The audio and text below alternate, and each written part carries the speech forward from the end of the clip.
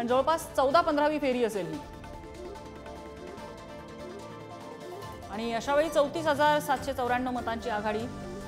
लोकसभेसाठी ही आघाडी फार मोठी नसली हो तरी सुद्धा नारायण राणे यांची विजयाच्या दिशेकडे वाटचाल सुरू आहे। आता या क्षणी I am sure Bhajap NDA साठी 1 मताने किंवा 1000 मतांनी किंवा लाख मतांनी जागा येणं महत्त्वाचं आहे, आकडा वाढणं महत्त्वाचं आहे। आता महाराष्ट्राचा जो भाजपचा स्वतःचा भाजपचा आकडा 22 होता, तिकडे महायुतीचा आकडा 22 दाखवला जातो। होय, तेवढाही नाहीये, तेवढा नाही 18 दाखवला जातोय।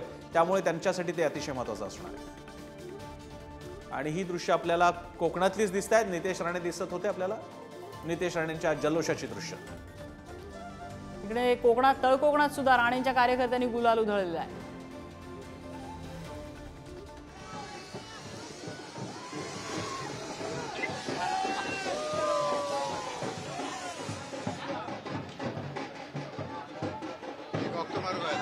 राणेंनी 34,794 मतांची आघाडी घेतली आणि त्यानंतर आता नितेश राणे कार्यकर्त्यांसह या ठिकाणी मोठा जल्लोष करताना दिसतात, गुलाल उधळताना दिसतात।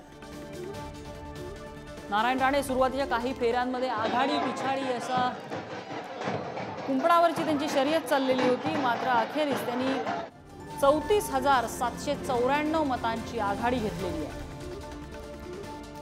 विनायक राऊत हे एका मोठ्या पिछाडीवर गेलेले आहेत।